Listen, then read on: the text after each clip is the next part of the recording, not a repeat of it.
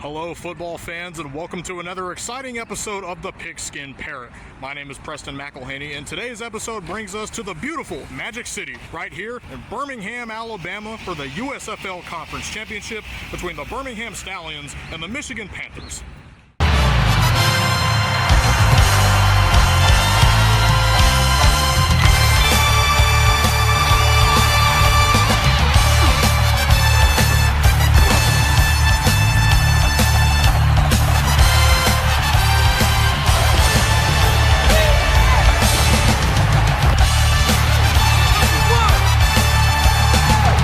Eli Gold, and you're watching the Pigskin Parrot.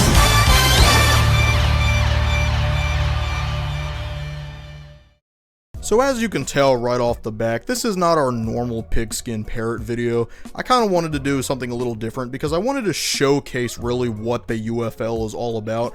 I did a previous video on the topic where I talked about the history of the league and a lot of the reasons why you should watch it this season. And this is me kind of going to one of the last hurrahs of the season and really showing you what the league has to offer in terms of entertainment. So I came here because I really just wanted to have a good time, and I figured, hey, I'd make a video about it and showcase my experiences here. Of course, I live in Tuscaloosa, so I'm not far from Birmingham, only had to travel about an hour one way. And I finally got here and decided to walk around for a bit with about an hour to go till kickoff, meet a lot of the new people, and see what type of things I had to offer. So it's been a pretty good season for the Stallions so far. One of the things that they kind of had trouble with throughout the season was the quarterback position because every single person on the depth chart kept getting injured. And then we had the return of Jamar Smith, who is a quarterback that used to be on the original Stallions team from the 2022 USFL reboot. He, of course, is back, and he's helping lead the Stallions to the promised land. So that's where we are today. We're at the USFL Conference Championship because of that. And I'm just excited, man. We're looking forward to see what we got in store here.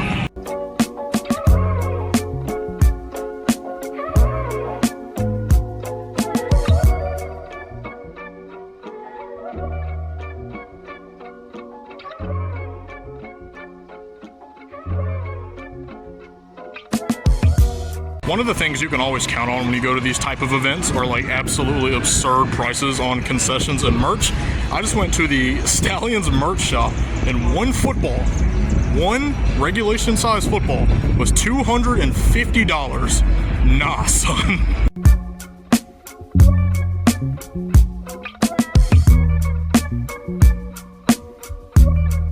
As you can see, there's not a lot of people here yet. There's actually over, I believe, 10,000 tickets sold for this event. Everyone's kind of like all over the concourse and stuff and making their way here still.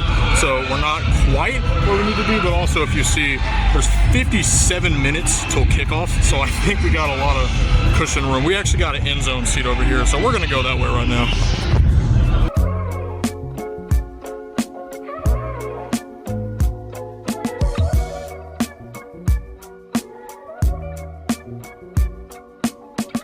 I met a lot of new cool people that were in the crowd, like this guy right here.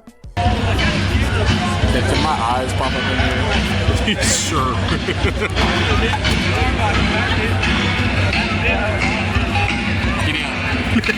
And of course, I had to partake in something that I can safely say I've never done before, and that is go shirtless at a football game.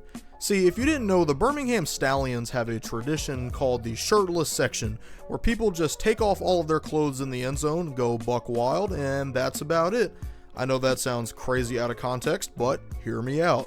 As per the tradition, I have to take my shirt off, because that's what we do around here! Hanging out with the shirtless section people was really fun. I kind of got to really embrace the tradition, even though the sunburn absolutely ate my back alive. Let that be a lesson for future reference. Really got to enjoy a lot of the aspects of the game up close. I will say there was one thing that was kind of disappointing, and that's kind of that Birmingham didn't really show up much throughout this game. The defense was lackluster. The O-line couldn't stop a mannequin if they wanted. Quarterbacks were throwing picks left and right. At some point, the hero Jamar Smith actually got subbed out. Let's go, Jamar! To the house! No! And was replaced with former Ole Miss quarterback Matt Corral, who kind of did a little bit of a better job. He's been injured, so this was kind of his first game back. He did okay for a little bit, and then he started fumbling and throwing picks, and the O-line was letting him get eaten alive, and it really just became a, I don't know, kind of a snooze fest. There was a point where we did manage to come back. That was pretty fun, but we immediately threw it away in the final minutes of the game, and the Birmingham Stallions lost. This is the first time since their return in 2022 that they will not be going to the championship game. But anyways, I hope you guys had a good time kind of looking and seeing what the UFL has to offer. It's such a fun thing to go experience in person, and I wish more people would. If you're wondering why half the stadium is empty, that's really just because they don't sell tickets on the left side. They only sell them on the right. So when the hard cam shows the right side, everyone looks packed in and it looks a little fuller. Whereas if they let everyone sit wherever they wanted and they spread everything out, it would look way emptier despite there being almost 11,000 people in there. It's really just been a fun time altogether. I really enjoyed the sense of community and meeting all the people that I've gotten to know on Twitter and stuff like that. In my previous video, one of the things I mentioned that I was really stuck on was that the quality of football is really good, and I can say that that definitely lived up to the hype going to this game. Even though my favorite team did not win, the game was amazing, and I think the TV ratings proved that. Over 1 million people actually stayed and watched the entire thing. And I think it was even better that the team that had won all the championships finally lost. While I personally did not like that outcome, it was better for the league and better for the audience. So I can respect that, at least, from wanting the league to not fold. And with that, an Alabama football team has now had their season ended by a Michigan football team 3 times in the past 2 years. Over on the other side of things, in St. Louis, of course, we had the USFL Conference Championship later that day with the St. Louis Battlehawks and the DC Defenders. The Battlehawks, who were the favorites going into that game, also got boat raced. So yeah, both underdogs boat raced both of the favorites, and now the UFL Championship will be between the Michigan Panthers and the DC Defenders. I don't think anybody had that on their bingo card at the beginning of the season, but you know what? I can respect that. I can respect it. It's something different, it's fresh, and I really hope that these type of games bring forth more viewers in the future. One of the things the league really struggled with this year was attendance, and I believe the main issue for that is because they really did not advertise well. I saw maybe one TV spot during Super Bowl Sunday, and aside from the occasional ESPN plug during other sporting events, you really never heard about the league. No billboards in the cities, no signs, no community events, really just no sign of anything at all. If you actually went to the cities where the UFL teams are based, you wouldn't even know they have a UFL team. Like, that's just something that's not even talked about at all, not amongst the community, not amongst the advertisers, just nothing. It's pretty bad, to be honest. Even local TV spots are pretty lackluster, and this is coming from somebody who watches a lot of local Birmingham programming that airs in Tuscaloosa. Really didn't get any sign that the Stallions were playing at any point. I only know when all the games are because I'm a diehard fan, but for any casual that wants to get into this type of thing, it's kind of hard for them to, and I really understand it. It didn't help that as of recording this, The Rock actually just made an advertisement on his Instagram posting about the UFL championship that's going to happen, and I'm like, Rock, you waited all season to finally make a post about this? You waited till the very last game to remind people you owned a football league? And that's kind of another problem on its own. The Rock really does not do anything to advertise for this league. The most influential and biggest part of the entire process, and he kind of just acts like he doesn't even have it. Like, Danny Garcia does way more on a PR perspective than he ever would, and it's kind of insane when you really think about it. It's bad enough that Army pulled away their sponsorship after last season because of The Rock and him not wanting to advertise them. I think about all the opportunities that he's had to kind of put the UFL on a platform. Mind you, this man is the current majority shareholder of the company that owns the WWE. The WWE had a pay-per-view in St. Louis, and they spent the majority of the hype package talking about the St. Louis Rams, a team that does not exist anymore. My guy, Rocky, talk about the UFL. There's a team there now. The whole reason they're there is because the Rams are not. yeah, I don't know. There's just a lot of things going on internally within the league that us fans don't know a lot about.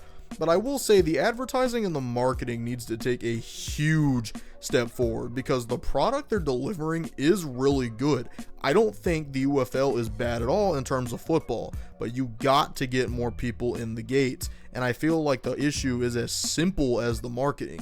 Just an Instagram ad or something, just do something, anything. Like, just, I don't know. Like, that's really my only big kicker with the UFL, is they really don't push anything. It feels like they're expecting the entire league to grow via word of mouth, and I just cannot get behind that.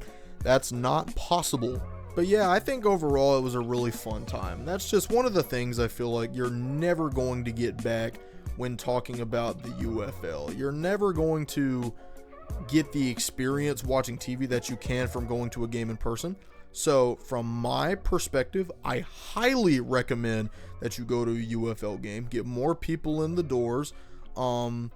Obviously, if you've been to a live sporting event, you know what to expect. If you haven't, I feel like this is a good intro. It's not too overwhelming.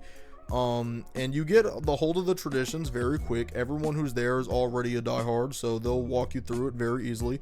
Very friendly people, and yeah, I hope you guys take away something from this, and I hope you all go to a UFL game next season. With that being said, I just want to thank everybody once more for supporting the channel. I promise I'm not dead. I was going to make a video talking about spring football in A-Day, but once I gathered up all the footage and started editing the video, I realized that that's really not an interesting topic, like, at all, and I wanted to just do something different. So I decided to do this just because I was going to the game and I was going to have fun regardless. So I wanted to kind of spin it into content since I've been a little AWOL for a while.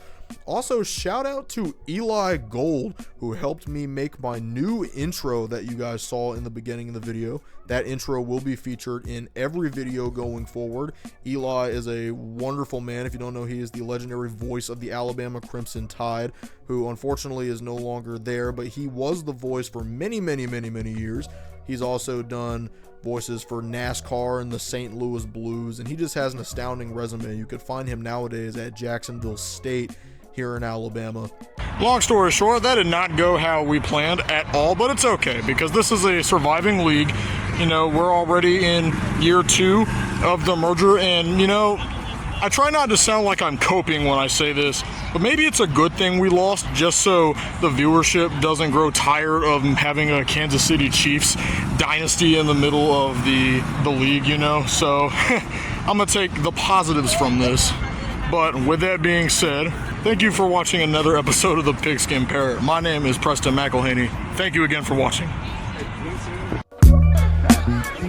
Smith on first down with time to the end zone, and Jordan Thomas comes up with the touchdown catch. We're throwing this one this time. It's a level 2 ball. Watch how J.R. Smith drives.